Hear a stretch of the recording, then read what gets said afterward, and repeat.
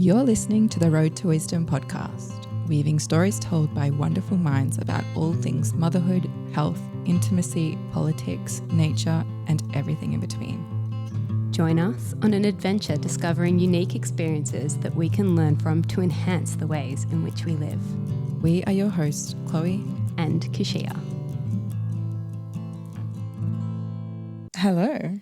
Hello, everyone. Welcome to the Road to Wisdom podcast. We're really excited to talk to Phil Escott today. How did we find Phil? Well, we were randomly looking through a local community newspaper that they were handing out at your market. Yep. Is it the Muller market, or do you go to Bone? It was at the Gold Coast Organic Market. Gold Coast Organic Market. Oh yeah. And we were having a flick through and read your article that you had written about seed oils and vegetable oils. Do you remember that? Oh, in the light paper. The light paper. Yeah. Darren asked me to do that. It was fun, a great meeting him. I was one of the authors of the Red Pill Revolution book and the Red Pill Food Revolution. Mm-hmm. And a mutual friend had us over for a naughty party in the middle of all the nonsense, sort of anti-social distancing nonsense. And they said, "Oh, Darren's here and he edits the light paper." And he started singing a couple of songs, and then he sang that "We Are the 99%." You can shove the New World Order up your ass and all of that. It went viral around all those freedom festivals and protests. And I said, "Oh, is that your song? Wait, let's do a band." And so, I write for the paper as well. I also play in the Daz band. I play drums in the Daz band. And we've had a lot of fun with that. Oh, that's amazing. I love that story. Well, when we read it, we thought that'd be an awesome thing to talk about because it's something that's emerged quite greatly over the last couple of years. Yeah, seed oils seem to have a bit of a spotlight at the moment. So it was, your article was very well written. And then I think we did a little Insta stalk and we're like, we need to get Phil on. Mostly because we thought you were funny. Oh, sweet. Thank you. It's funny. That's the only article I've ever written on seed oils. Really? I know absolutely nothing about them. So we better wind up now. That's hilarious. But we thought, it's such a interesting thing because, the history of, I guess it goes into a bigger thing, like autoimmune disease and metabolic dysfunction, which I know you have spoken on. I hope more than once because look, we're here to talk about it. But I know I'm all right. But basically, we've seen this massive blow up about suddenly these things are bad for us and suddenly they are massive contributors to so much of our, health problems. And it's interesting because a lot of people are still doubting that fact and still eating them. But if it's in the supermarket, it's got to be safe, right? Exactly. If the government hasn't banned it yet, it must be still good. Anyway, no, it is interesting though because it's in every single thing we eat. But basically, I'm interested to chat to you about, the autoimmune stuff and metabolic dysfunction and how certain diets. Should we start from the start? Because I think in your article, you gave a good history of seed oils and where they, I guess, the origin story of seed oils. So I don't know. Do you remember this? I'm getting a shocked face from you. It is part of the puzzle. Maybe my own story would sort of lead up to it, which was an odd one because I never thought that I would end up being known as the sort of carnivore guy in England. It's really weird because I haven't eaten, never mind seed oils, I haven't eaten a plant since 2015 at all. So I just live completely on meat. But it was an odd place for me to end up because back in the 90s, I was writing books on plant-based eating and that kind of thing and really thought that I knew my stuff. And I was kind of conned into that through the whole spiritual side with TM, with Transcendental Meditation. And then in 2010 was just completely crippled with psoriatic arthritis, which is basically rheumatoid, same thing, these silly diagnoses they put on it. But and I had to throw out everything I thought I knew. to fix myself, and wrote that book, Arthritis, the Best Thing That Ever Happened to Me, which goes through all the sort of battles with the medical system, and then the second part, how I fixed it, and the third part, all the spiritual side of autoimmunity, really, and health, because it's not all about eating meat. I think a lot of people have come to me finding my YouTube channel because I'm sort of the only carnivore that talks about the spiritual side of things. I think there's a few more now, but obviously it's seen as horrendously unspiritual and murdering animals and all that kind of thing. But I think this is hugely disrespectful to, as my friend Ben Hunt, who I run the Big Fat Challenge with, and a co-author on the books, and he says it's so disrespectful to all our ancestors because they all ate meat. Of course they did. They were all, well, pretty much 90 to 100% meat, depending on latitude and season and whether it was an ice age and that sort of thing. And they must have had these wonderfully enlightened people.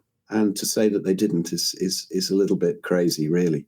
So I think that sort of side of it, of the fact that you can't be spiritual and eat meat is absolutely ridiculous. Because most of my life I considered myself a bit of a yogi, really, sort of 80s, 90s, early 2000s, until I ended up, getting all that plant damage and ending up quite a fat bastard and having to lose a hell of a lot of weight as well as a hell of a lot of ailments. But the seed oil thing is interesting because I think human health declined around 10,000 years ago when we stopped being hunter-gatherers largely and started agriculture. And you can see that in, skeletal remains, even of the Egyptians and whatever, when arthritis is starting to come in and tumors and that kind of thing.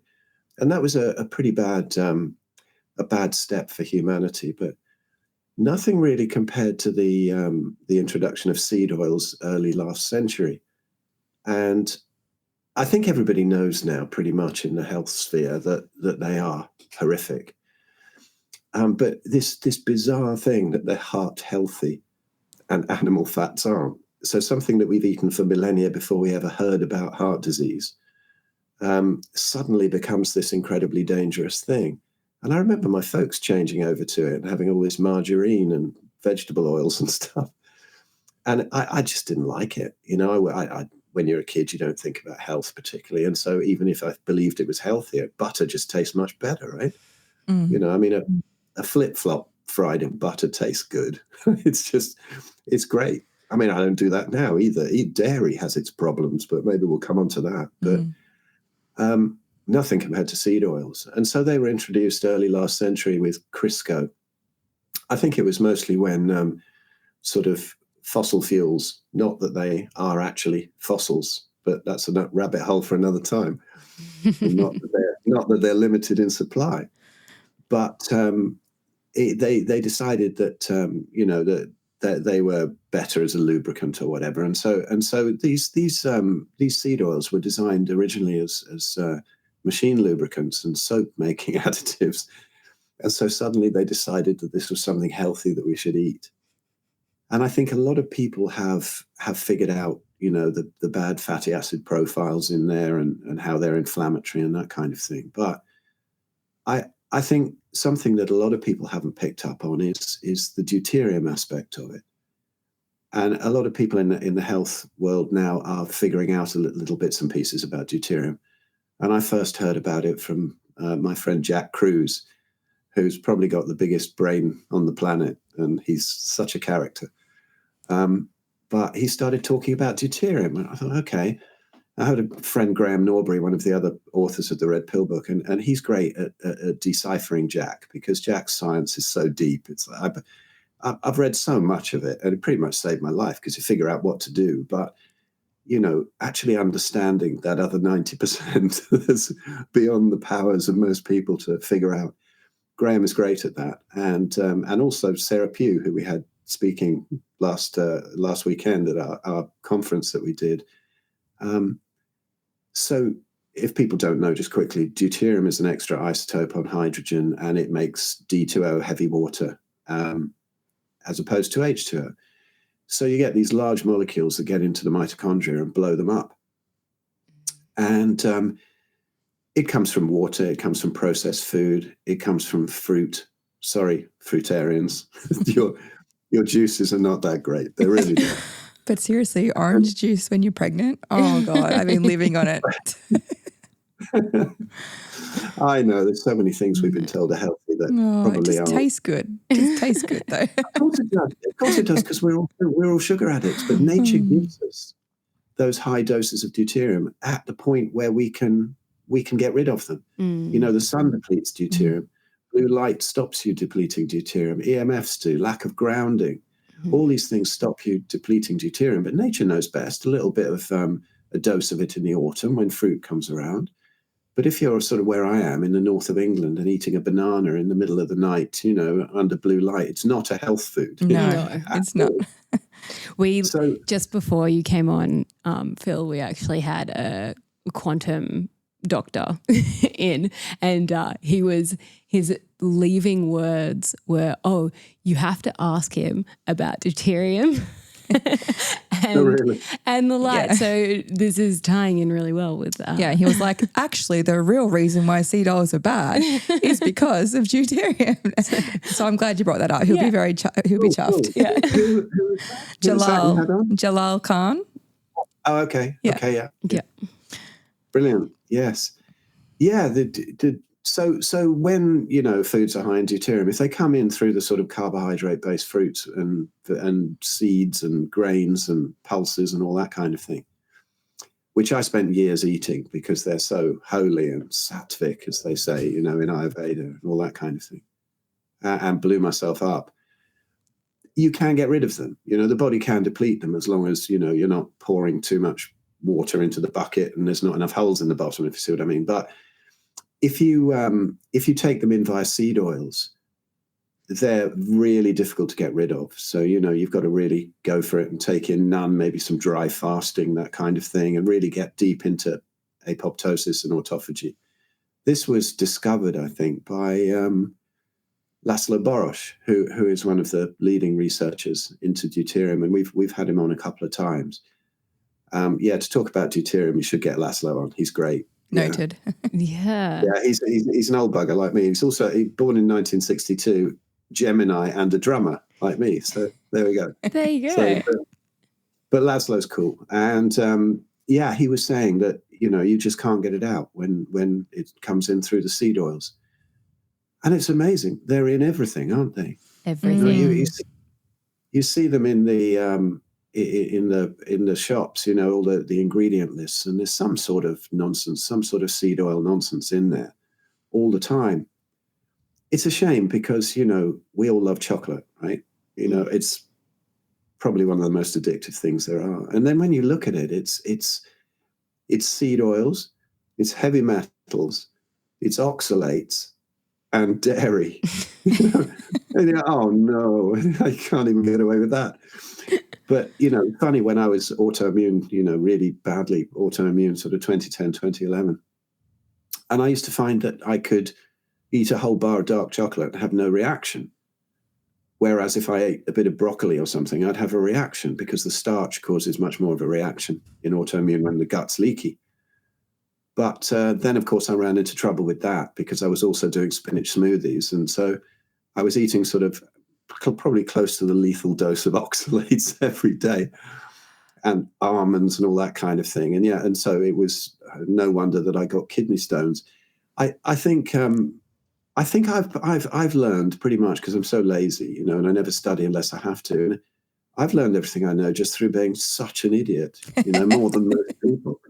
I think I've been down every wrong path that you can possibly take. I feel like I can relate to that. And maybe that is just the recipe for learning. Yeah. Just absolutely. do dumb stuff. And like get uncomfortable, and then you have to figure out why you are so damn uncomfortable. I know. And this is what always happens with vegans. Well, it did for me. I went vegan for the 2010, 2011. I thought that would be the way to heal myself, you know, because I'd been vegetarian. So going even more vegetarian and going into vegan and raw veganism and juicing. And I even had a couple of months of fruitarianism. That kind of de-enameled my teeth, and that took a while to get right again, you know. And I was barking mad at that time. Brain didn't work because there was no saturated fat in there. it's so weird, the brainwashing we have, and I see this with vegans. They generally only admit to it when, you know, there's a catastrophic health collapse. Mm. And you know, I had Ken Berry on my podcast a while ago, and he had a great saying that he says he loves it when people go vegan because it's the first step towards going carnivore. Oh my gosh, it's so true, because we've all seen people's journeys go from one extreme vegan to one extreme carnivore in the space of, you know, 18 months. But yeah, it is interesting. Well, people always say that to me, that I've gone from one extreme to another. I don't see it as that. I see it as and people say, oh, look, you were vegan and now you're carnivore and all of that sort of thing. Jumping from one extreme to another. What you need is a balanced diet. Moderation. Drives me mad, that one. You know, balanced diet, steak in each hand. It's simple. Yeah. But to me, it's basic. You know, it's not extreme. It's just basic. Carnivore diet. It's been the basis of all of our diet forever. And just, not that everybody should go that way. I'm not militant at all. I think everybody should eat exactly what they want. But once, it's very difficult to get over to people when I do consults, which is, you know, how I get my living, basically. You can explain to somebody exactly what to do in like 30 seconds. Right? If you're autoimmune, eat fatty meat, preferably just beef and lamb. Get the light right, do grounding, sort out the emotional stuff and spiritual stuff and whatever else. You know, you just return to an ancestral way of living, pretty much. And the gut will heal and the symptoms will die down. That's it. But then the rest of the consult is all yes buts, you know, because we've got so much conditioning. Like Jack Kruse always says to me, will you stop being a diet guru and be a light guru? You know, doesn't matter about diet. Light's at the root of everything. And he is right, because light controls everything in nature. But, you know, if somebody's really sick with autoimmunity and they're in real agony, changing out the light bulbs in your house isn't going to be an immediate fix, you know, but stopping putting in the food that's getting through that compromised gut lining and putting proteins in and whatever that the body then has to clear out from joints or thyroid or wherever your autoimmunity is, that has a really dramatic effect. Yeah. And also there's so much misconceptions built up around it. You know, we're told on so many levels, it's not just veganism, is it? It's the 5 a day.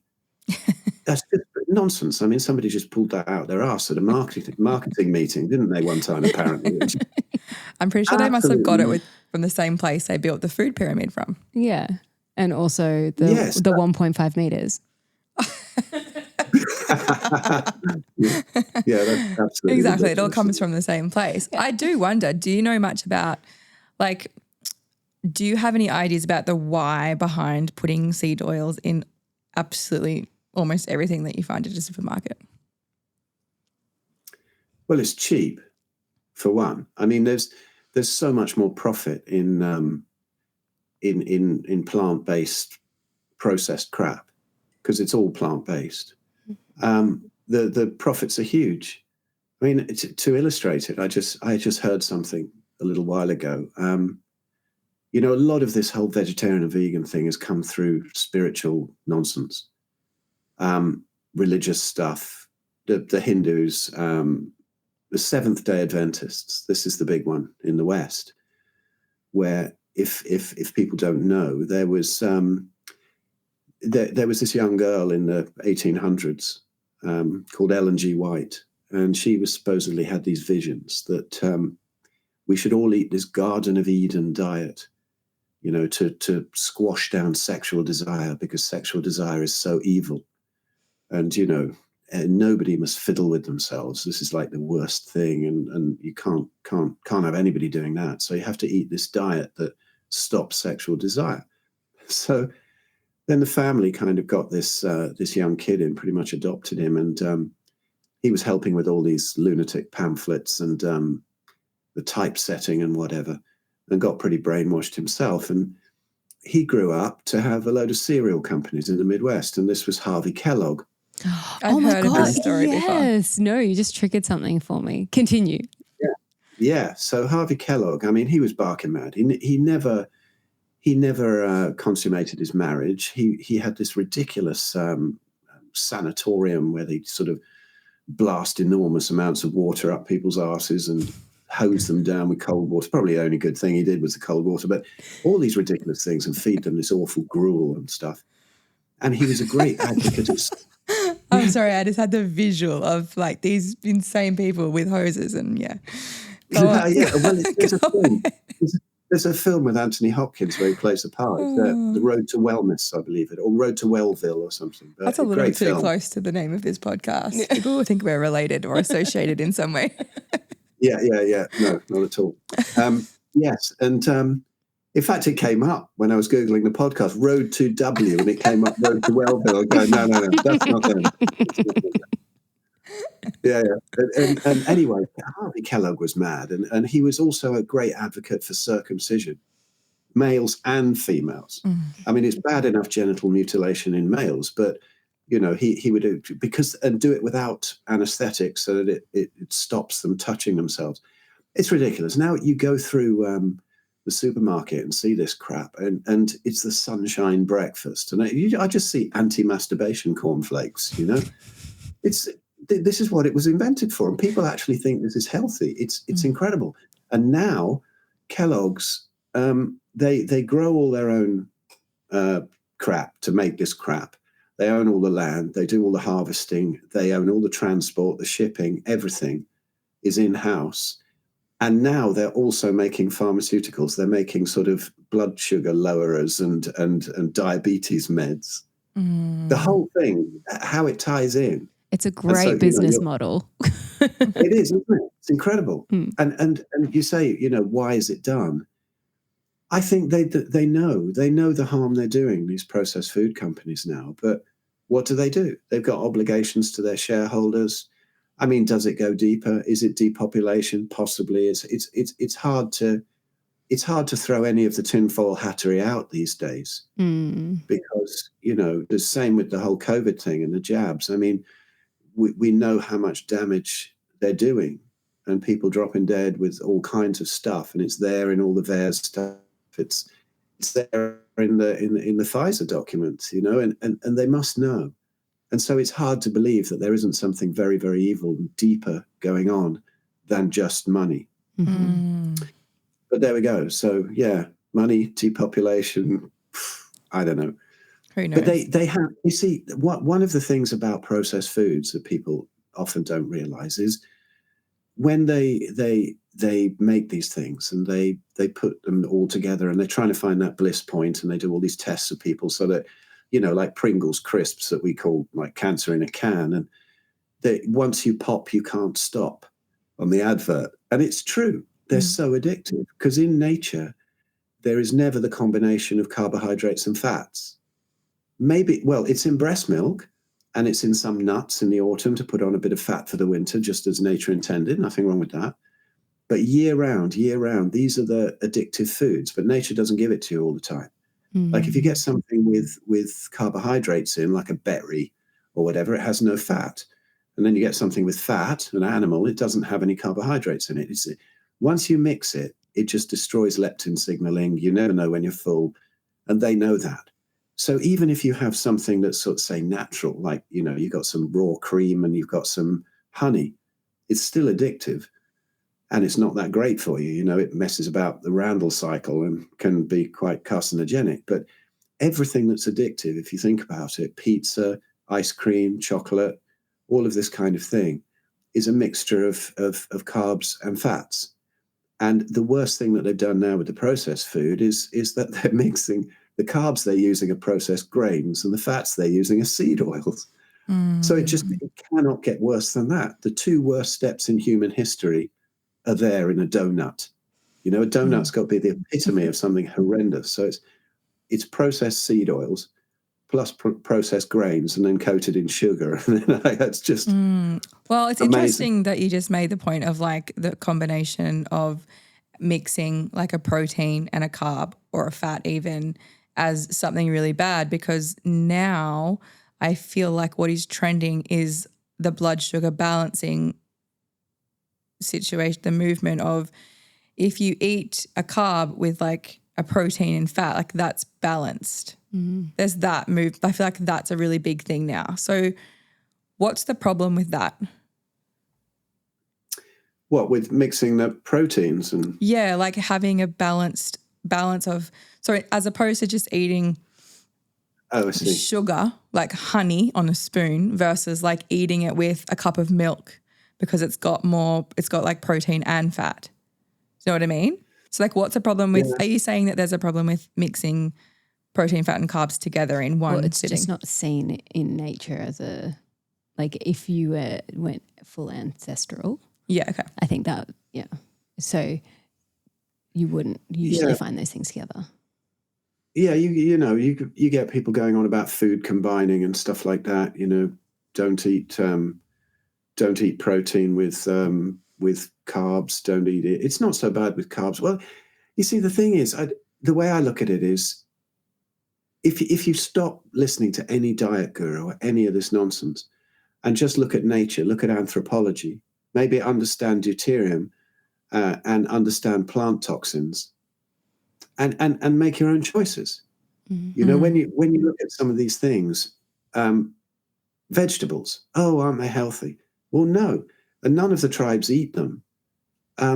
They will eat some root veg, they'll eat some berries, they'll eat fruit if they can find it, but there's not much. You can't. Fruitarians think that you go out in the jungle and it's all mango trees and stuff. I mean, you've only got to watch Naked and Afraid and see where people, they get put out into the wild naked with a knife and a fire starter or something, and they have to survive for a few weeks. And it's always the ones who try to eat plants that are stretchered off with awful gastro issues to hospital. And the people who eat the animals aren't. And the veggie people go in there and they think, I'm going to survive on these lovely fruits. But they're nothing like the fruits in the shops. They're sort of shriveled, they're sour, they're small, they're only seasonal. The monkeys get them before you do anyway. And then, the bats are hanging in the trees and piss on them. And, it's not a Garden of Eden out there. It's not at all. And so we have to eat those animal foods. So now we have all these plants, but none of the tribes will eat stalks and leaves. 99% of plants or more in the wild will kill you or make you very sick very quickly. So the vegetables that we have in the shops, they're just slower poisons. Like, we were mentioning how good butter tastes before, and broccoli or something. Take broccoli. I mean, I used to eat it, but I only liked it as a sponge for butter. It's nice to put a ton of butter on. I mean, broccoli doesn't taste nice on its own. I mean, some people pretend it does. I don't believe them. But you're actually right. Nothing is quite as bad as a steamed broccoli. It just has that, why am I eating this vibe about it? But we eat it because we're told that we're eating it. We all ate it because of brainwashing. Fruits and veg are incredibly healthy, but when you look that they didn't even exist 200 years ago, they just bred them from some brassica. That was a turning point for me, understanding the truth about that, regardless of whether I sometimes still dabble in vegetables or not, is that they're not real foods. Like broccoli is a hybrid. When I learned that, I was like, oh, wow, there's no way we should be eating that then. Or like kale isn't a real food either, is it? Kale's a hybrid as well. Is it? I don't know. I'm pretty sure. That's revolting. That stuff is absolutely revolting. And it's so incredibly chewy. I mean, you're just chewing your way through it. It tastes bitter. Your body's telling you. Give that to a baby, see if they eat it. No chance. They won't have anything to do with it. So, but also to understand the plant toxins. Like we're told that these things are very healthy, but when you actually look into them, they're so toxic. There's a wonderful video from our friend Anthony Chaffee. He's big in the carnivore world now. He's become a bit of a rock star, and he's done this great video called "Plants Are Trying to Kill You." And there's 136 known carcinogens in an organic Brussels sprout. That's before you spray it with any kind of pesticide. And when you see the least toxic veg, I believe, has got about 60. And these are horrific. That's more than on a pack of cigarettes. You might as well just have a steak and smoke a roll up. It's much better than eating these incredibly toxic plants. And there's so many toxins. There's the lectins that ruin the gut lining. There's the glutens, all of these kind of things. But just to take one of them, oxalates, people are starting to understand about that. And I wish I had done back in the day, you know, when I was rolling around on the floor with kidney stones. I wish I'd understood that it was to do with the spinach smoothies that I was forcing down because I thought they were so healthy. But I had Sally Norton on the podcast as well, and she's written a great book, Toxic Superfoods. And oxalate poisoning can manifest in so many different ways, from death if you do have enough in one sitting, which isn't much. Apparently, it's about 8 spinach smoothies, depending on your tolerance for them. But they lodge like little crystals, the oxalic acid crystals. They're lodging in pretty much every organ, joint, everything, and it can take years to get rid of them. And last year, year before last now, summer, I had another kidney stone. I haven't taken oxalates for ages, years, 8 years by that time.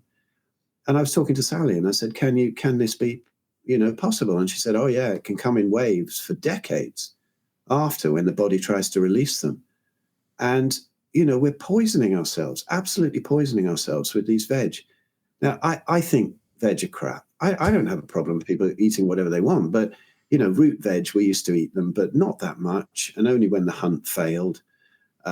Berries, seasonally, fruit, why not? If you're healthy, go for it. I don't eat it anymore.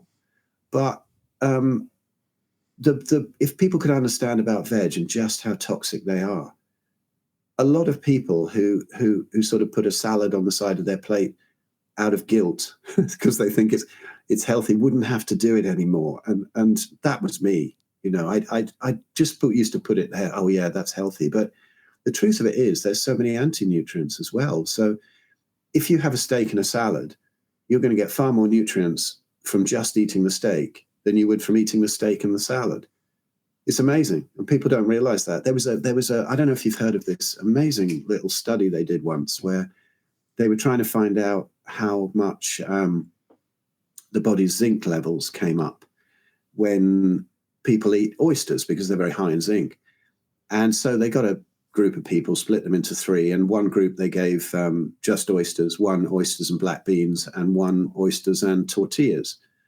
And the group that just ate... What an odd combination, quickly. Yeah. They were trying to find out the anti-nutrient thing rather than be sort of cordon bleu chefs. and they found that the ones who ate just the oysters, the zinc levels shot up. With the black beans, not so much. And with the tortillas, the zinc levels didn't rise at all. And that was the same amount of oysters. So people think that these, plant foods have a load of nutrients. They not only don't have bioavailable nutrients because they're all, bound up in indigestible cellulose. So you can't actually get at what they have on paper. But they also have anti-nutrients that will block the uptake of the food you do eat if you eat the meat and eat veg with it. It was a huge awakening for me, and people are probably listening to this and going, "Oh, look, this guy's barking mad." But when I look at how I've been studying diet for like 40 odd years now, and I was wrong for 30 of them because I studied diet. You'll never understand diet by studying diet. Just look at anthropology, deuterium and plant toxins, botany, and you're there. It's pretty much sorted. Something I do want to ask is for people who feel better. I mean, I don't know if it's they've done an honest. Are you talking about me right now? I was going to keep it discreet, but no, I'm open. If you want to throw yourself under the bus like that, you go right ahead. So, hi, I am pretty much vegan, but I have dabbled in lots of different diets and have found that my autoimmune conditions actually improve the more plant-based I am. And obviously that is not including seed oils. But I still, to put the record straight, I still feel that the carnivore diet is really good for certain people. And then when it comes to my children, they get a mix of things, and I'm never stressed if they don't eat something on their plate. But they're offered everything. But I do, I still think that plants can be toxic. I've looked into that.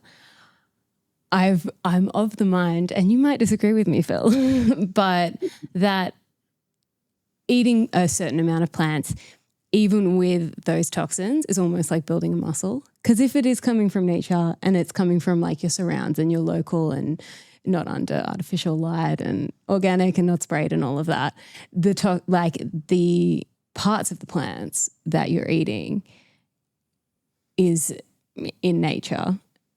And if you can tolerate it, it's like it's building like a resilience. More to the point, why do you feel so good eating that way? And then when you add in animal products, like especially things like fats and things like that, you start to really decline and struggle. And I've always really just kept open with that because I used to be plant-based, and then I woke into the fact that that was actually probably not the best thing to be doing. But then I can never argue with you because you feel this way. Like you are like, I would love to eat that. But this is what happens when I do eat that. Yeah. So I would wonder, I don't know how much details we have to give about your specifics, but yeah, I think it's just really fascinating. And I know there's other people out there who feel the same. Like, why do they feel good eating that way and are triggered by animal products? Yeah, I'd say it's in comparison to what? It's like people who heal on raw dairy, and there's a load of problems with raw dairy when you're an adult. You're not designed for it. But it's in comparison to what? So people who have been on a regular diet all their lives and they've had a load of processed foods, when they go vegan, they generally feel a load better. I find that, it's lovely to see that you have an open mind because, there's something about the militant vegans. I get death threats on my YouTube channel. I feel like they're the vegans who are vegan for the animal bioethics. Because, I mean, that's another thing we can go down. But like, I feel like it's the vegans who are vegan for health reasons are the ones that end up carnivore. Yeah, they do. They seem to. Yeah, absolutely. Yeah. But I think when they realise that the plant-based diet causes more animal deaths than a grass-fed animal diet, I think they also kind of wake up. They deny it for a while, until their thyroid blows up or something, and then they might start listening. But so I think the honeymoon period of veganism, which can, depending on the state of your redox potential, your ability to clear toxins, can last for quite some time. And some people tend to stay reasonably healthy on it for quite some time and feel better than they did on their previous diet. And also, once you've got the sort of microbiome that is protecting you against those plants, then sometimes adding animal products in can be an issue. But like Anthony Chaffee also says, 95% of the benefits come when you drop the last 5% of the plants. And I've seen this so many times because most people, as we've said, who go carnivore eventually have been vegan or vegetarian in the past. And there are certain things in the adaptation phase that can go wrong, certain digestive things that don't feel so good, electrolyte imbalances, oxalate dumping, that kind of thing. It can be an issue. But I think people who have trouble with animal products, they won't have them if they only eat animal products. I say to people, look, just give it a go for 30 days and see what happens. 90 days if you're sick, 30 days if you're not particularly. And you'll get over those adaptation things and just see what happens. Most people who have a problem with carnivore diet, are people who have never tried it, because it's not, people say to me, like somebody from the TM village the other day, the meditation guys stopped me in the supermarket and said, I've seen your videos. I'm eating a lot more meat. I say, it's not about eating meat. It's about eating no plants. Let those plant toxins clear. Now, of course, plants are medicine. I just sort of think, meat is food and plants are medicine. But if you look at it as our species, you're saying building muscle. So you're talking about kind of hormesis from these plants and having some kind of, a positive reaction to plant toxins. I'd say, your hormesis, do some weight training, go out in the cold, get your hormesis that way, because plant toxins, they can build up and suddenly there can be an issue. And it seems like it's sudden. When my health declined, it was within a month, one ankle blew up, then the other one, then my knee, and then I was in complete agony head to toe. And I thought, oh, this is sudden. Was it sudden? No, there were whispers for decades when I look back. The body was trying to tell me, something's wrong, you've got to do this. But we don't listen to the whispers, do we? We wait till they become shouts, and then sometimes we listen. So yeah, there is a honeymoon period. But for any animal, is it not true that the ideal diet would be something that gave you everything you need and no toxins? And that varies from species to species. And the only thing that is true of in humans is meat. There are no toxins. I hear people up in arms now, oh, they're all injected with this, they're injected with that. Yeah, well, they shouldn't be. Proper good grass-fed meat isn't. The plants, when they have toxins, they're in there and you eat them. That's their defense mechanisms. Whereas when an animal gets injected with something or it has some toxins in it, it has a liver that tends to clear these things out, to a certain extent. And that really means that, there's far fewer toxins in even the worst meat than there is in an organic Brussels sprout, for example. And this is not just saying everybody needs to eat meat, but it is our species-specific diet. We are facultative carnivores if you look at our digestive systems. We're not adapted to plants. We don't have multiple stomachs. We can't digest any of that stuff that we're told is healthy fiber that causes all the problems it's said to cure. It's funny, people always ask, like when they ask, what do you have for breakfast, and then they say, well, what about fiber? How do you have a poo? That's like, I've got the best digestion I've ever had. I was on Sean Baker's podcast a while ago, and I was joking about this. We were talking about this, and I said that, my turds could be on the cover of the Bristol Stool Chart Glamour calendar. They're just perfect, and sometimes I want to wake the missus up and go, look at that, crowd pleaser. What is with men doing that or wanting to do that? And kids. Being really proud of their shit. I hasten to add, I've never done it, but I mean, it's amazing when, having been vegetarian, always looking for a toilet, it's healthy, Dr. Greger and some of these emaciated vegan docs, and they're going, you should take a dump like 6 times a day. And, Dr. Greger's daily dozen, his daily dozen bowel movements, we look at it as, not his daily dozen foods. And, I think that it's up to somebody to decide. But if you know about plant toxins, take the risks. If you add animal products in with a vegetarian or vegan diet, there can be issues because you've got a different gut microbiome now. But in time, particularly if you just cut all the plants out and just go for it, you'll have a bit of adaptation problems. But then 30 days in, you'll go, do you know what? I'm fine. That's interesting. So many times. I do feel like the thing that always sticks with me is that animal products are for building and plant products are for cleansing. So when you're talking about a vegan diet and people just shitting their way through life, that would fall into that category. Something I quickly want to get to before, because you're talking about plants, is just before when you said that plants are medicine. What do you mean by that?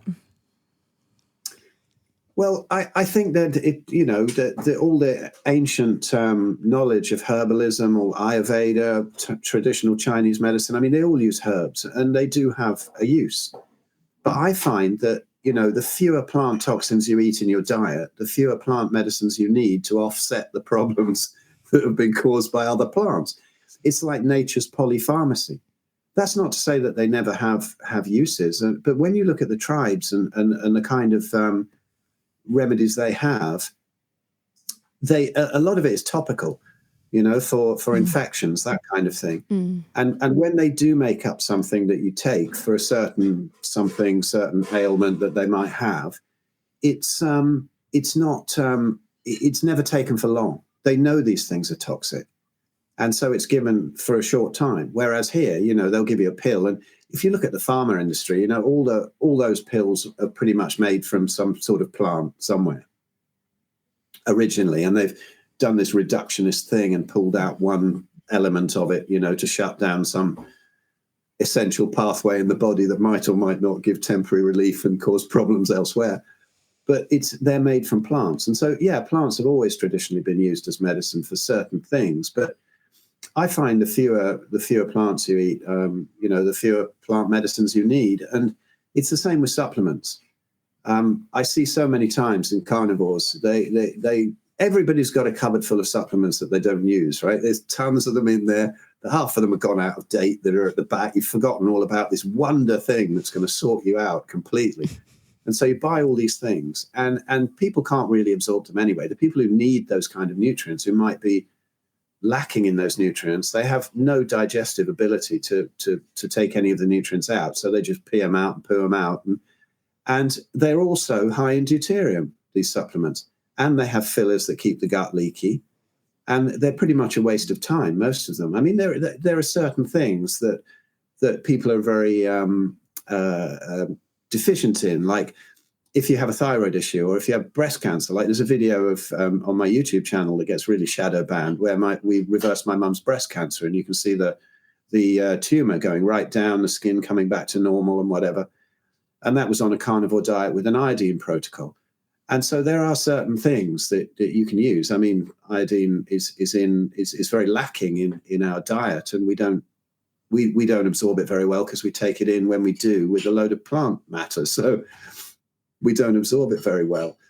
So yeah, I think of course there are uses for it. They're in nature. You know, there's uses for everything. It's like people just go against nature all the time. I mean, you know, cholesterol, they're always trying to push that down, whereas people live longest with the highest cholesterol. And there is no such thing. Thank you. Because I have really high cholesterol.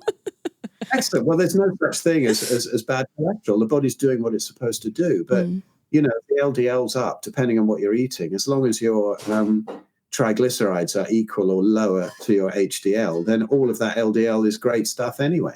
I mean, even if it's not, it's great stuff because it's patching up the arteries with the damage from the inflammation from plants. So, oh my God. Oh, you needed that, babe. You did. You really did. That's hilarious.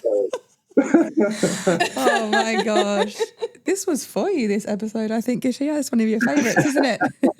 I'm going to go 30 weeks pregnant and just start eating flat out meat. Like, we're both pregnant right now, by the way. And so we're like, yeah. I think that's because originally when I started looking into carnivore diet and like, you know, there was that, I feel like I'm like on the foreground of the diet dogmas and like how culture is going. So it was just a bit ahead of everyone on the vegan train, and then like started looking at all of the information around bone broths actually and organ meats and how like nutrient density and all of that stuff. So started to venture down there and had a few complications. So yeah, needed to find a balance there. But well, it sounded like you're on the right understanding of, you know, your microbiome. Like you've adapted, you know, what's good for you now is good for you, whether that's a thing. But at the same time, I've heard a lot of people reverse autoimmune diseases with the carnivore diet. But I have been pregnant or breastfeeding since then, and slightly beforehand. And always have been like, okay, I could always give it a go, but once I've finished being pregnant and breastfeeding and then these babies just keep coming and see what happens, because I'm a little bit in that way inclined. So now I'm like, well, maybe just do it while I wouldn't. All right, I want to just talk about something while I'm pregnant. Can I jump in on that pregnancy one? Yeah. You know, my missus, who is just got up and is clattering around in the kitchen sorting the kids' food out, which I normally do. But hi there. So she did it this time. So she was vegetarian for about 20 years. And our first kid, I've got 3 kids, like 34, 15 and 8. I spread them out a bit. But so our kids that we've had together, 15 and 8 now. And she was veggie for the pregnancy for my daughter, who's 15. And she's fine. She's healthy enough. But you can see, the jaw is not so wide. When I got sick in 2010, she saw what it did and said, and when she got pregnant with Peter, our youngest, she said, right, I'm not doing that anymore. Now for the baby, I'm going to go carnivore. And she started eating a bunch of meat, fish and whatever. And she grew up in Tanzania, so she was blowing me away. I mean, she wasn't like a sort of normal sort of person coming over from a veggie diet and going, oh, I'll have a little bit of chicken, I'll have a little bit of bacon, maybe an egg and all that. It was like, no, I'll eat the bones when you're finished with the chicken. I'll have all the guts. I'll buy all these. I'll get these salmon heads. I want tripe, and I want because she grew up there eating proper nose to tail and had no problem with it. Anyway, she ate like that, and the difference is amazing. I mean, my youngest, we're old. Like I'm 61 now. She's 51 now, and back then, even we were old parents. We were supposed to have defective kids, right? They just kind of get healthier and healthier. Yeah, you are technically a geriatric parent, according to the. Absolutely, yeah, absolutely. But when you look at carnivore tribes, they were having babies 60s, 70s, 80s. The blue zones are nonsense. Well, let's not get into that. And they misrepresent their diets. The carnivore cultures, they live a hell of a long time, and they live long, totally healthy, and drop dead. That's it. But our youngest, Peter, he's pretty much had breast milk and meat and the odd chocolate binge. He's never eaten a vegetable, never eaten anything like that. He's beautiful, because mixed race kids look amazing anyway, don't they? Yeah. And he's beautiful, but he's also really muscly, solid. His bone density, muscle mass, everything is amazing. His teeth are completely, loads of room in the jaw for the teeth to come through. All of that kind of thing. And the difference between a pregnancy with, on a veggie diet and on a carnivore diet has really blown me away. And I say just, I had Mary Ruddick on the podcast. You got to talk to her if you haven't. She's amazing. She was vegan, got very sick, was like bedridden, cured it with a carnivore diet. But now she just goes around all the tribes, from Africa, Amazon, Arctic, and lives with them all and talks about exactly what they eat. And they're all pretty much carnivore. And there's all this myth of like infant mortality, stuff like that. They don't. They have really easy births. The kids are amazingly healthy. They just eat meat. And they don't have any of our issues whatsoever. And she's lovely to have on. She's just an absolute ray of sunshine. Never stops smiling, those gleaming white teeth. And she's just lovely. Check her out, Mary Ruddick. Absolutely fantastic. But in all of these different, latitudes, that's what they eat. And they have very easy births and no problems and all of that kind of thing. So it's been a real wake-up call to me, seeing the difference in health. Because my first kid, he's 34 now. And he's great. I mean, he's incredibly knowledgeable as well about all of this stuff and totally woken up about all the COVID crap. And he's amazing. He's like my best mate. He lives in Bali in Thailand now, but we brought him up veggie, and he had a lot of issues, digestive issues. We thought we were doing the best for him. He ended up with an aneurysmal bone cyst and having to have a whole vertebra removed from his neck in 2 horrible operations, and still his neck is a scaffolding of titanium. Wow. And I blame myself for that, really. I mean, we did our best. We didn't know what we were doing back then, but that's what we did to him. and it's pretty scary when you sort of do that to your kids. So I wouldn't worry about it in pregnancy. Go for it. Just eat a load of meat. It's fine. Right. And this nonsense. We should do a 30-day. We should do a 30-day challenge for our podcast, because I'm not full carnivore at all, but I could happily do it. We should do a 30-day. I know. I feel 30-day reboot. Pardon? I tell you what. Why don't you jump on our challenge? We have Zoom calls every week. You're very welcome anytime. All right. Come on, just sign me up. We'll send you the link. You can jump on. I'll send you this afterwards. thebigfatchallenge.com. It's open to everybody. All right. Come on. We get so many resources in there. And it's not all about carnivory. We're going to everything, even, getting over the issues of eating meat, like the tapping, the EFT and stuff, to get rid of sort of beliefs and addictions and that kind of thing that scupper your progress. But, we're not militant, and, we have a laugh. It's a lot of fun on those Zoom calls. But the wonderful healing that we see, and people are so it's so good for support. Yeah. The support that people get, because it's so important when you're doing something like that to have some great support, because it's easy to listen to some, old hippie like me who's going like, oh, well, I've eaten nothing but meat for 9 years and I'm fine. But it's often better to see somebody who's like 2 weeks down the road from you, or 2 months or something like that. You can relate more, to the problems that they've had and how they've overcome them. And, a lot of people turn back because they try carnivore. And let's not call it carnivore. They try our species-specific ancestral diet. And then they have some issues and they go, oh, that's evil. I'm turning back. But as opposed to veganism, when you get that honeymoon phase and then a slow decline, with carnivore, you get certain predictable issues to start with. Some people do, some people don't. But they're pretty predictable every time. And then it's all plain sailing once the body's sorted itself out and dumped a bunch of oxalates and got into ketosis happily, and running on fats and not carbs, which is such a relief. The constant energy you have, I mean, I play drums. And that's your ticket, by the way. If you're ever trying to sell something, just the pregnant mums, energy. Like, do you want the energy? Yeah. But, I play drums, and it's an energetic instrument, and I'm an old fart, and I play in bands sometimes with people like 20, 30 years younger than me, and it's funny, either at rehearsal or at gigs, and they're going, "God, I'm hungry. Anyone got any food?" Anyway, I'm thinking, I don't need any food. Actually, I haven't eaten today.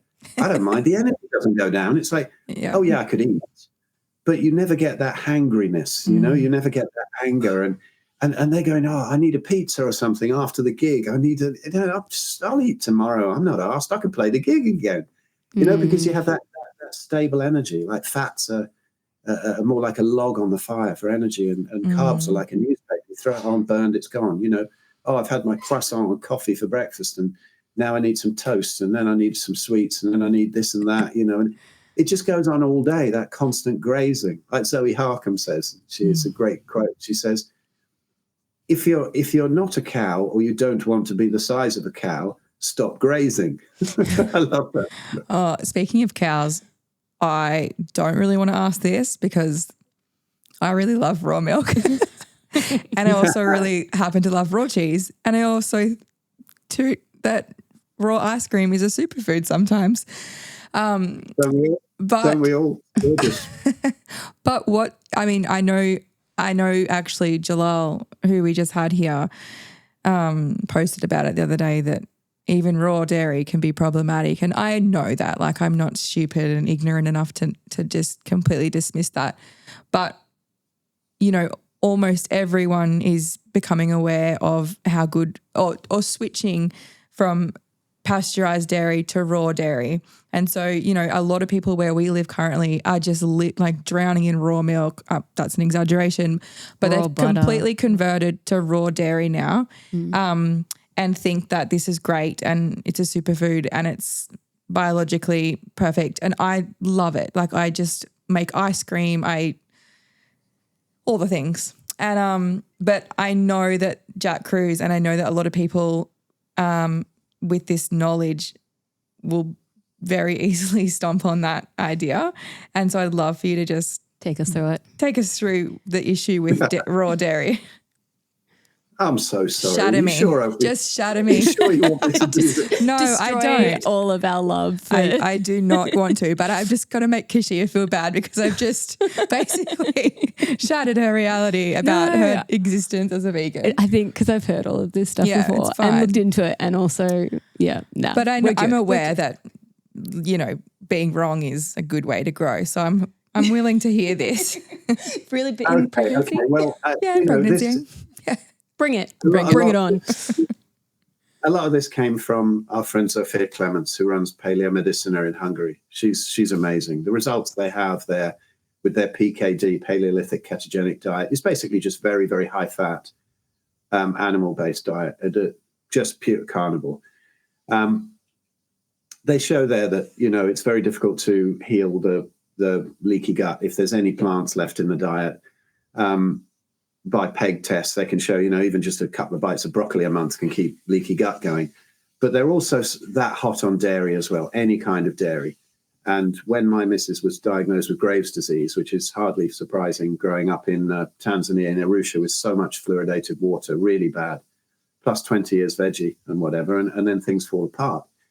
But Sophia was saying, we were with her at the carnivore conference that we had in Spain in 2019. We've got another one with Anthony Chafee in October. We've only just started talking about that today, and he's coming along, and so all ladies can come along and see Anthony and his budgie smugglers around the pool. But that's October. But anyway, so she was saying that even a few molecules of dairy can keep autoimmunity going.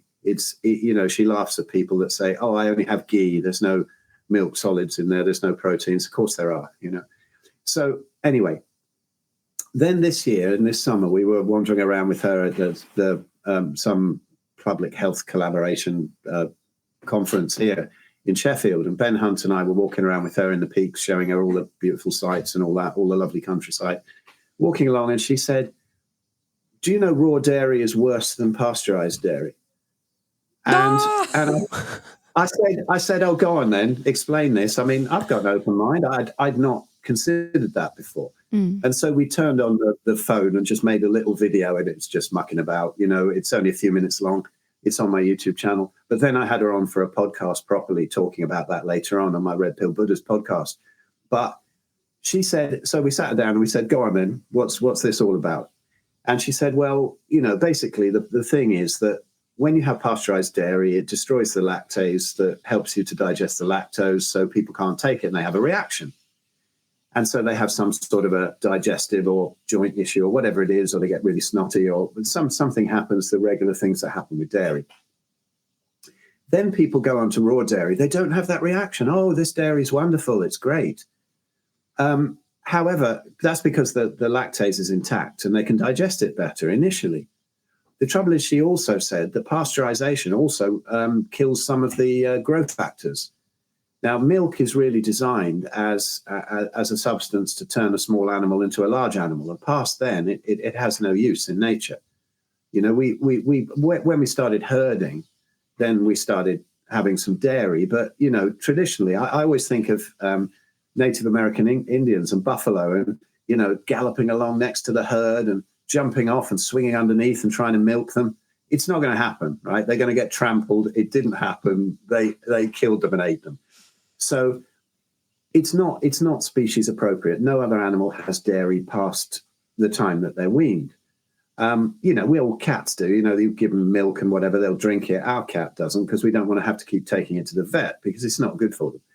So anyway, raw milk, she said, the growth factors are intact. Initially, it will seem better, but then down the line, those growth factors that are not designed for adults cause unusual cell replication and therefore tumors and cancer and autoimmunity and all that kind of thing. So, 10, 20 years down the line, people stuffing all the raw dairy in might well get some kind of a tumor that they do not associate with the raw dairy. Look, is this accurate? Well, it makes sense to me, and I feel better without any dairy, raw or otherwise, although I love it and I could eat it all day long, constantly. Give me a load of raw cheese and then a bowl of cream and honey. I'd just eat that forever, right? But also, it is a mixture of carbs and fats, so it is addictive in itself. Dairy is very addictive. It's like if I get some mince, some ground beef, make a burger, fry it up, I could eat maybe 2 of them. If I then put it under the grill and put melted cheese on it, I'd probably eat 4 of them. It's hyper palatable. It makes you eat too much. It's delicious. Probably the most delicious thing in the world, isn't it? Dairy. I mean, fantastic. Oh, cheese! But absolutely incredible. Yeah, so good. Yeah, it is. But that's what Sophia came up with, and it was funny. Underneath, people were coming up with comments like, "This woman's certifiable. She's mad," and I'm like, "Come on, just open your mind. She might well be right." And she's seen. Nobody has done such good clinical trials and results that they've got with these sort of cases in paleomedicina. Reversal of all kinds of things, even glioblastomas, horrific diagnoses, never mind all the autoimmunity and diabetes, which is a joke illness, isn't it? That reverses in a couple of months on carnivore. It shouldn't even be considered a joke illness. It's just sugar poisoning. So, with the dairy thing, it gets people so emotive, you know. Raw dairy is held up there as absolutely beautiful, and so you start knocking that. Yes, I'm very emotive about this at the moment. Pretty annoyed at it. I mean, those comments, and they were saying, you know, she's certifiable, and Phil, you're so gullible. I know, I'm just open-minded. You know, what did you want me to do? Punch her in the face because she slagged off raw dairy? Come on, you know. She's brilliant. She's one of the most brilliant people in the world in this field. Listen to her about it. So that's the thing about dairy for people to consider. Take your own choice, you know. I don't say don't eat it. I will occasionally, now and again, I'll have some, but I am aware of it, and I don't do it like every day. When I was carnivore, first of all, from 2015 till about 2019, and we heard that, I was having basically a little bit of cheese now and again, but I would have meat and butter every day. Butter's fine, right? Yeah. Butter's fine. Even people who react to milk don't react to butter. It's beautiful. So, you know, a steak with butter on is even nicer than a steak on its own. So fantastic. But then when Sophia said that to the missus, I said to her, well, all right, I know it's difficult to give up the dairy, but I'll do it with you. We'll go over to tallow. No more dairy. And, you know, I was never overweight on carnivore, but I didn't have abs out. There was a little bit of fat covering it. Flat stomach, which is unusual at 61 for somebody who stuffs their face all the time, you know, when I've been fat in the past. But I wasn't like ripped or anything. But as soon as I got rid of the butter and went back to the tallow, my abs popped out and all sinus issues cleared up that I had that winter that I thought was to do with dry air and, you know, central heating. And I thought, yeah, okay, I'm going with that. You know, I'll do it once in a blue moon now, but it's something that I will not do regularly, and you know, sort of 29 days or more out of 30 in a month, I will have just tallow as my. Have you like tested the theory of like your body? I mean, like if this is the truth that carnivore eating or ancestral eating, whatever you want to call that, is the most optimal thing that we can do, would our bodies become in a state where it's so strong and optimal and kind of like, what's the word? Resilient is what I'm trying to say. That if we were to drink a cup of milk or we were to have toast, a slice of sourdough with butter once every blue moon, do you feel, or have you put this to test, like does that make you feel so shitty? Or do you feel not so phased about that? You're like, oh, yeah, my body handled that because I'm really resilient and strong because I'm eating like this perfect diet. It's different for different people. You know, people always say to me, oh, people are all different. They all have a different ideal diet. I don't think so. I think carnivore is absolutely our ideal diet. But the difference is that everybody's healing journey is totally different. That's where the difference comes in. Like some people can reintroduce a bunch of things, but it depends how sick we are, how damaged our guts are, how long we've been sick. It depends on so many things. I mean, if you give somebody, you know, if you go out to some tribesman who's got beautiful gut integrity and give him a whole loaf of bread, he'd probably be fine. You know, he might have a bit of an unusual poo in the morning, but he'll be fine. He'll be all right. Nothing to sing home about. You know? Yeah. Us, like you know, a couple of Christmases ago, I hadn't eaten potatoes for ages, and I thought, you know what? There's roast potatoes there. The potatoes and butter. You know, potatoes are the only thing in the plant kingdom that I miss. They do taste great when they're covered in butter. They're fantastic. Absolutely. So I thought I'll have a bunch of them, but I probably won't be able to walk the next day. My guts felt not optimal. They were all right, but no problem with the joints. And I thought, wow, I'm really resilient now. However, at the end of during 2022, I was sort of touring around, had a really stressful year, loads of money issues, all kinds of things going on. And also I was eating a load of egg yolks and pork and chicken and dairy because it's difficult to get really good fatty beef and lamb on the road, you know. And I thought, I'm fine. That's still within carnivore. I'll be okay. And it was fine for months. But then it really broke me. And I was sicker that winter than I was back in 2010. And I was open about it. You know, I went straight on Anthony Chaffee's podcast because he's got huge reach and mine's all shadow banned because we talked about COVID and stuff. But, you know, went on Anthony's and said, listen, if you're autoimmune, be really careful. You can do that once in a blue moon. But I mean, I was in real trouble. I mean, my legs wasted away. I was on crutches. I had a CRP of 192, which is like septicemia level. There might have been a load of oxalate components with it because it started off with a kidney stone, but my joints were suicide level pain, even sitting still. And I thought, God, I'm supposed to be this arthritis guru and I'm totally trashed. It took me about 3 months to get out of it, whereas it took me about 3 years before. And I'm fine now. But it was a real wake-up call that once you're autoimmune, you have to be really careful. And you know, even if you fixed your gut, reintroduce things. But if they're not optimal, don't do them all the time. You know, I would say really steer clear of the plant matter, unless you do it like once a year. What the hell? That's not going to do anything. But when you sort of chip away at that rebuilt gut integrity, the body never quite forgets that it did have raging autoimmunity at one point. And so you have to be careful. Like some people, they find, I reintroduced this, I reintroduced egg yolks, I reintroduced whatever, you know, and it's all fine. But these foods are not optimal, like chickens and pigs, are not fed their proper diet. So the fat can be inflammatory. It can be high in deuterium. It can be all sorts, you know, if they've been fed soy and grains and that kind of thing. Eggs are inflammatory, particularly the whites. Most people are fine. If you've got good gut integrity and you're just trying to fix diabetes, go for it. Eat a load of eggs and cheese. You'll be fine. You'll fix your diabetes. But if you're autoimmune or you have a sort of advanced cancer or something, you have to be really, really strict. And I'm sorry, there's people out there going, oh, people have reversed this on Gerson therapy and whatever. Yeah, they have, because it's basically a fast. You know, if you want to blow up pancreatic cancer really quick, do an 11-day dry fast, no food, no water. The body will restore itself.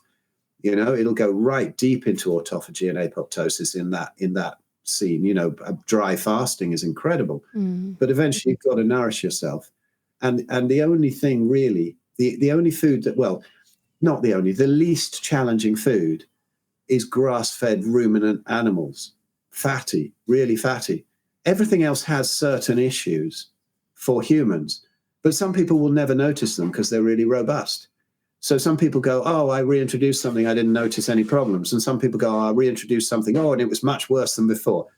It depends. It totally depends, you know, and everybody's got to find that out for themselves, really. But I would just say that whatever people think of the carnivore diet, what it is the ultimate elimination diet, because it's eliminated the maximum amount of toxins and fiber and irritants and all the issues. And it's giving you all of the nutrients you need in a small package so that you're not overloading the gut while it's trying to heal, you know, and that's really it that's what I think is magical about carnivore, really. Yeah. Oh, well. That was triggering. On that, thank you for Thanks for really triggering us. And I feel like this is information that I don't know, might be new to our viewers, but definitely has done the rounds and have heard incredible stories from people reversing a range of things on the carnivore diet. So. Actually, Andrew Chafee had recently, in the last few months anyway, maybe later towards the end of the year, posted that incredible woman who was like, what was she, in her 80s? I think Maggie him. White. Yes, Maggie her. White. And I was like, whoa, I could have turned carnivore overnight after seeing that. She was like incredible. And obviously, if I really break it down, she obviously lives a type of lifestyle that is very, very conducive to anti-aging as well. But I was so amazed. I was like, wow, she looks younger than like my mum, who is in her early 50s. Which she's very young. But this woman, Maggie. Oh, she does.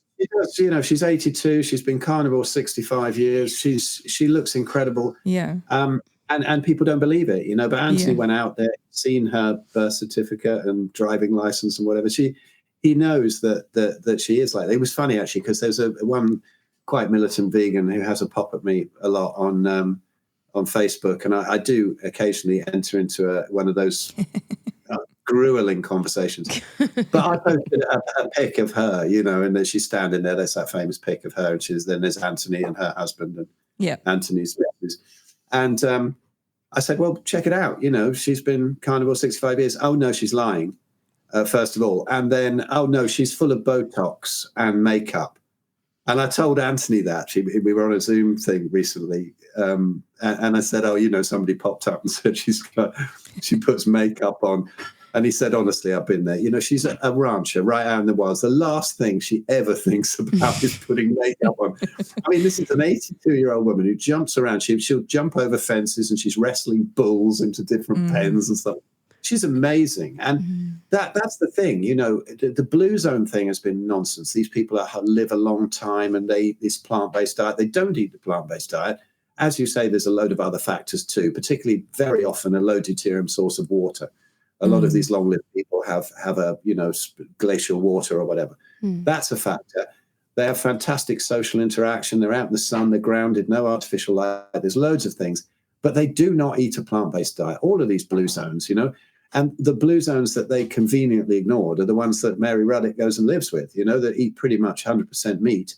And these people live to those ages. I mean, Mary was saying she was with some tribe, and there was 6 generations. She got a photo. The old lady's 120, her daughter's 90, and down it goes. And as the sort of crappy grains and seed oils come into their diet, the younger ones are less healthy. And this 120-year-old, she wasn't, look, isn't it good? And she's wheeled around or something like that. No, she was dancing with the tribe. In the evening, she's jumping around and whatever. And this is how we're supposed to live. Maggie, she thinks, I'm just middle-aged. She's planning on getting another farm, isn't she? In El Salvador or something like that. I can't remember what. Wow. Let's move on to a new project. I mean, how many people at 82 think that, they're just waiting to die usually, but it's just halfway through life, really. Hang on, my maths is crap, no, but it's like late middle age. Yeah. Like late middle age, 120, 130 probably we should be able to live to regularly, if we low deuterium and all these things. And there was that old story, isn't it, that Anthony tells with the king of Persia. I can't remember who it was. One of these, meat-eating tribes, and they went to another sort of kingdom and was saying, so how long do you live? Oh, yeah, we live to about 70. We eat grains and we eat bread and all of that. And he just laughed and he said, God, we eat horse meat and blood and milk and that's it. Is that the Maasai tribe? Yeah, no, it wasn't the Maasai. It was a long time ago. I said, well, that's it. We live to 120.